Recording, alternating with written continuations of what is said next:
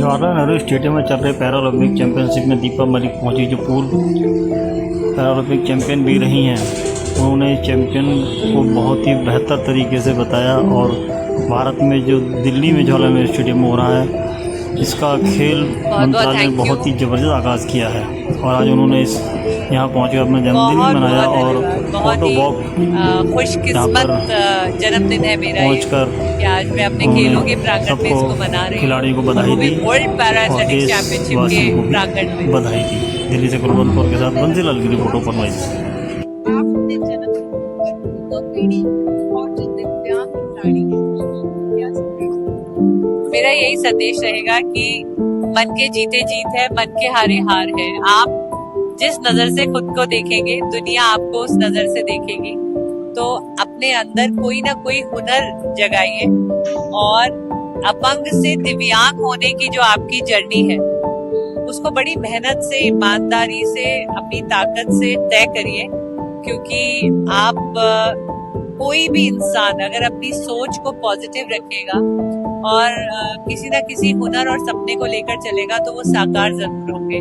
सिर्फ रंग मेहनत के भरने पड़ेंगे। आपके लिए एबिलिटी बियॉन्ड डिसेबिलिटी का क्या अर्थ है? मेरे लिए एबिलिटी बियॉन्ड डिसेबिलिटी का अर्थ ये है कि जो भी आपकी सक्षम शक्ति है, आप उसको पहचानिए, आप उसको सेलिब्रेट करिए। क्योंकि जीवन ही एकमात्र वो त्योहार है जिसे आप रोज मना सकते हैं। अगर आपके अंदर कोई अंग भंग हुआ है या कोई आपको शारीरिक कष्ट हुआ है जीवन में, चाहे वो जन्म से हुआ या बाद में एक्सीडेंट की वजह से हुआ, बीमारी के चलते हुआ, तो हमेशा याद रखिए कि वो आपकी चॉइस नहीं थी। और जो चीज आपने मांग कर नहीं ली है, उसके लिए आपको ग्लानि महसूस नहीं होनी चाहिए, गिल्टी महसूस नहीं होना चाहिए। क्योंकि आपको इतनी हिम्मत से उस चीज को अपनाते हुए, उससे उभर कर, जैसे मैं चल नहीं सकती हूँ, मेरे केवल 2 हाथ काम करते थे, तो मैंने हाथों से खेलना सीखा, मैंने हाथों से अपने नए शरीर को संभालना सीखा और फिर उन्हीं हाथों से अपने तिरंगे को ऊंचा किया।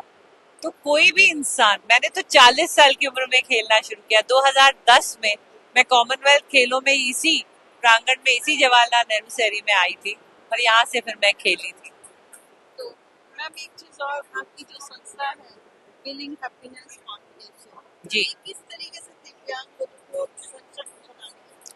फीलिंग हैप्पीनेस का जो थॉट आया था, क्योंकि मेरी बेटी भी दिव्यांग है और वो भी खेलों के माध्यम से सशक्त हुई है। वो भी 100 और 200 मीटर की नेशनल चैंपियन रही है, एशियाई खेलों तक खेली है।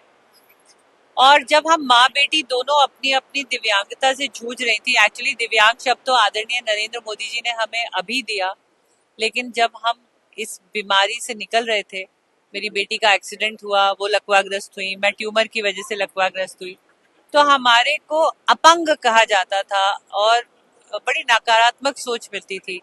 लेकिन हमने अपनी आंतरिक खुशी को मरने नहीं दिया। और मेरी बेटी हमेशा ये कहती थी कि कुछ तो हमने सही किया, हमने अपने अंदर खुशियों के स्रोत को ढूंढा, चाहे वो आउटडोर एक्टिविटीज थी, वो स्पोर्ट्स थे, एजुकेशन था, एक डिसेबिलिटी के क्षेत्र में काम करके अपने अन्य डिसेबल व्यक्तियों को भी एक एम्पावरमेंट देने की एक पहल थी। तो वो खुशियों के स्रोत, तो हम एक खुशी शब्द को दिव्यांगता के साथ जोड़ना चाह रहे थे, ताकि उसके ऊपर लगा एक जो धब्बा, एक टैबू हट जाए। और इसके माध्यम से हम कोशिश करते हैं सशक्त करने की, दिव्यांग व्यक्तियों को, चाहे असिस्टिव एड्स हो, चाहे व्हीलचेयर हो, चाहे उनको गाइडेंस हो, चाहे उनकी केयर गिविंग काउंसलिंग हो, रिहैबिलिटेशन हो, जो बन पड़ता है अपने सामर्थ्य से, उसमें हम इस डिसेबिलिटी क्षेत्र में काम करते हैं। खिलाड़ियों की भी मदद कर रहे हैं। और सबसे बड़ा काम जो अभी हमने हाल ही में शुरू किया है, पैरा कबड्डी, जो अपने मिट्टी का खेल है, उसको भी अब फीलिंग हैप्पीनेस के द्वारा एक दिशा दी जा रही है। आखिरी सवाल, भविष्य में आपके लिए लक्ष्य और आपके सपने क्या हैं? भविष्य में मेरा सपना यही है कि हर दिव्यांग व्यक्ति को इतने अवसर मिले भारत में कि वो आत्मनिर्भर हो, सशक्त हो और स्वस्थ और खुश रहे। तो एक ऐसा भारत मैं देखना चाहती हूँ जो सुगम्य भारत हो, जिसकी सोच भी सुगम्य हो, जिसमें ढेर सारे दिव्यांग लोगों के लिए अवसर हो, चाहे खेल हो, चाहे जॉब्स हो, चाहे एजुकेशन हो। साथ ही एक और चीज मैं देखना चाहती हूँ कि एक हमारी विनती है कि जो असिस्टिव एड्स हमें मिलते हैं, जैसे आज हम इधर ऑटोबॉक के प्रांगण में बैठे हैं, इनकी इनकी एक कीमत होती है। ये एक्सपेंसिव होते हैं, थोड़े से महंगे होते हैं। तो सरकारी स्कीम के अंदर इसका भी प्रावधान हो कि ऐसे कृत्रिम अंग हम सरकार की नीतियों में जोड़ें, ताकि हर व्यक्ति को एक अच्छा कृत्रिम अंग मिले, एक ऐसा प्रोस्थेटिक मिले जो उसकी जीवन दिनचर्या को, उसकी जीवन शैली को आरामदेह बनाए। तो जो फंडिंग प्रोग्राम है सरकार के, उनमें ऐसे खेलों के जो प्रोस्थेटिक्स हैं, ऐसी एक्टिव व्हीलचेयर्स हैं, उनकी भी फंडिंग उसमें जोड़ी जाए, ऐसा मेरा सपना है। बहुत बहुत शुक्रिया।